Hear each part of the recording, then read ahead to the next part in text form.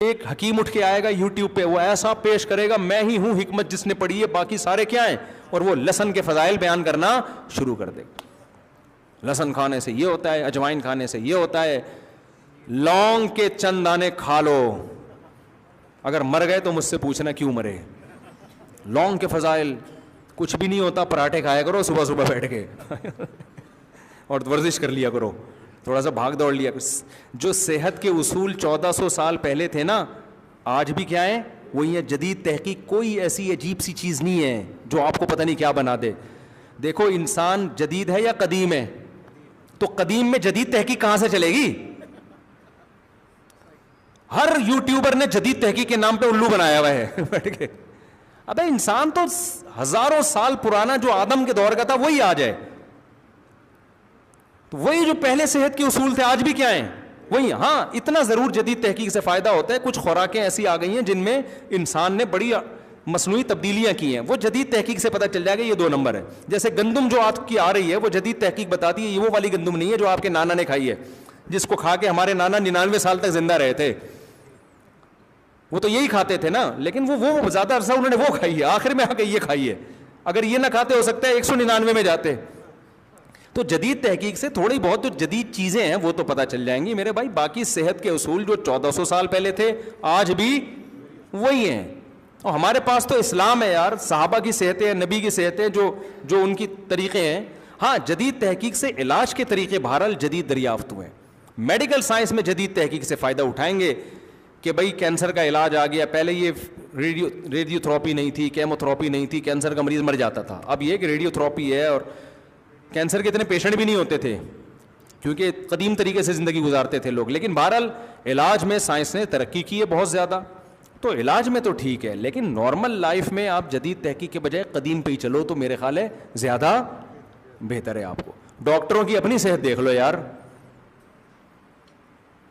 کوئی خاندانی صحت ہے سوائے چند ایک ڈاکٹروں کے؟ زیادہ تر تو وہی جتنے میں ہم مر رہے ہیں اتنے میں ڈاکٹر بھی مر رہے ہیں. حکیموں کی میں نے دیکھے 99 سال 100 سال. میں مانتا ہوں حکیموں میں زیادہ تر فراڈی ہوتے ہیں آج کل, اچھے بھی ہوتے ہیں لیکن زیادہ تر. لیکن کمبخت ہوگا فراڈی, عمر کمبخت کی 100 سال ہوگی, اپنے اوپر فراڈ نہیں کر رہا ہوگا وہ. میں نے ڈاکٹر 100 سال کے نہیں دیکھے, حکیم دیکھے ہیں. حالانکہ جدید تحقیق کس کے پاس ہے ڈاکٹر. وجہ کیا ہے؟ یہ نہیں کہ حکیموں کی تحقیق زبردست ہوتی ہے, نا نا نا نا نا.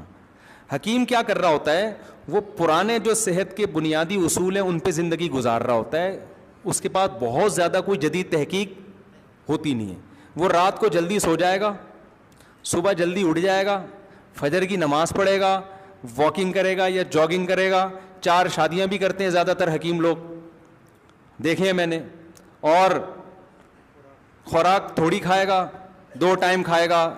حکیم محمد سعید صاحب پتہ ہے آپ کو, میں ان کے قریبی دوست سے ملا, قریبی دوست سے, ماشاءاللہ وہ بھی 95 سال کے. تو میں نے کہا, اور بڑے صحت مند باتیں کر رہے ہیں. میں نے کہا حضرت 90 یا 95 کے تھے. میں نے کہا اس عمر میں آپ کی ماشاءاللہ ایسی صحت. انہوں نے کہا میری حکیم سعید صاحب سے بچپن سے دوستی تھی. کہہ رہے ہیں حکیم سعید. میں نے کہا حکیم, اچھا حکیم سعید صاحب کی جو ایسی خاندانی صحت تھی کہ آپ کو ان کے میں حالات بتاؤں آپ بولو گے شاید میں غلط بول رہا ہوں.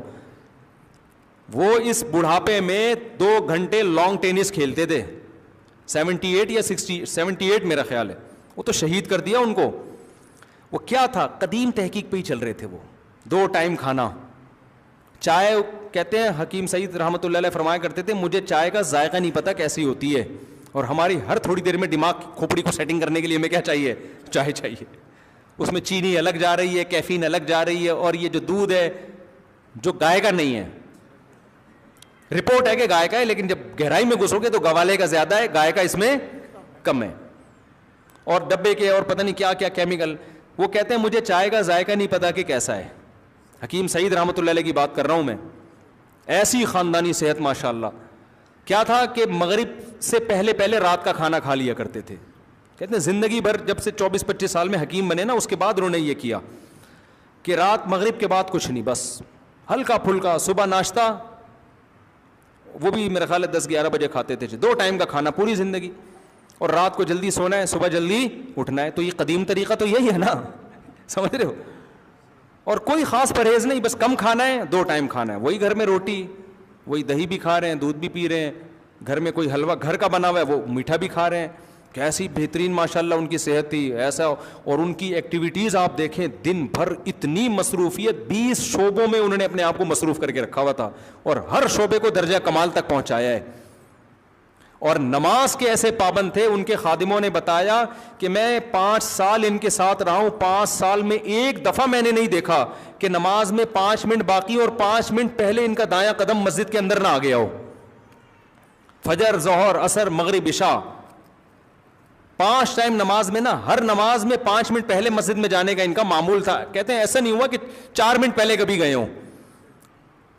اور کوئی ٹائم دیتے تھے نا کسی کو کہ میں نے اتنے بج کے اتنے منٹ پہ آنا ہے, تو اس کا مطلب کیا ہوتا تھا, اتنے بج کے اتنے منٹ پہ آنا ہے. کہیں ربن کاٹنا ہے, افتتاح کرنا ہے, ان کا ٹائم دیا, وہ گئے ربن کاٹ کے آ گئے, کوئی بندہ ہی نہیں ہے وہاں پہ. انہوں نے کہا ربن لاؤ, ادھر باندھا, کٹک چلے گئے. لوگ کہنے جی آج حکیم سعید صاحب نے آنا ہے, پتہ نہیں ٹائم, وہ ابھی تک آئے کیوں نہیں. بھائی وہ ٹائم کے پابند ہے, وہ اپنے ساتھ ربن لے کر آئے تھے, یوں یوں لگایا, کاٹ کے چلے گئے.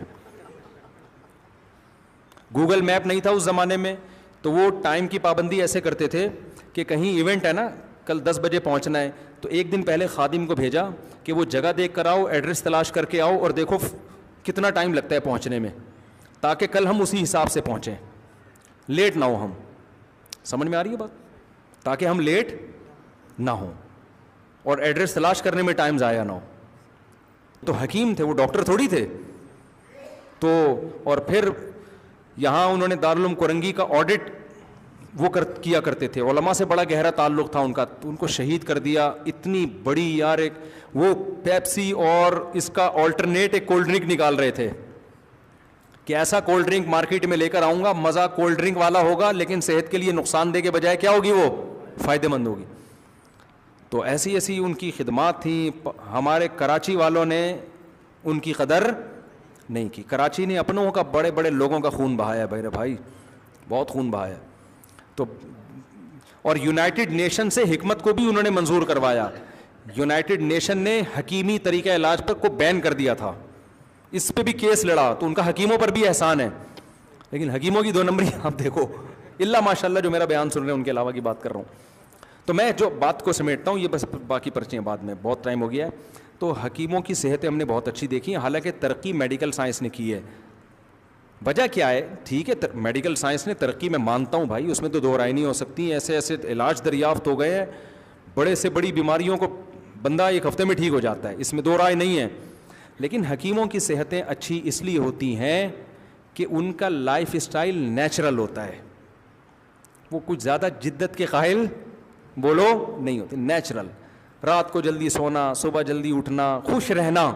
ڈاکٹر کو تو ٹینشن اتنی ہوتی ہے کہ آج پیشنٹ ہی نہیں ہے مارکیٹ میں. صحیح ہے نا. اچھا, حکیموں کی بیویاں بھی اکثر دیہاتی ہوتی ہیں, تھوڑا بہت کھلا دو اس پہ بھی راضی. ڈاکٹر نے شادی بھی اتنی اونچے مالدار عورت سے کی ہوئی ہوتی ہے, وہ کہتی ہے مجھے پیشنٹ چاہیے. آج 20 بندے نہیں آئے نا, دہاڑی آپ کی نہیں بنے گی گھر میں, جو میرے خرچے پورے نہیں ہوں گے. ڈاکٹر پھر سگریٹ پی رہا ہوتا ہے بیٹھ کے, اکثر دیکھا ہو, ٹینشن ختم کرنے. حکیم نہیں میں نے دیکھے سگریٹ پیتے ہوئے.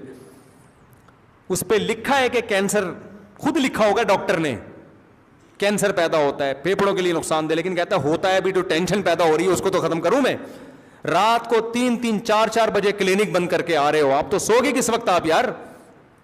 نہ ڈاکٹروں کی زندگی میں ورزش ہے, نہ ڈاکٹروں کی زندگی میں رات کو جلدی سونا ہے, نہ صبح جلدی اٹھنا ہے. بہت سے تو پیتے بھی ہیں, سب نہیں پیتے بھائی, چند ایک لوگ ہیں پیتے بھی ہیں, پڑھا لکھا ہونے کی علامت ہے, ماڈرن آدمی ہے, پیتا ہے.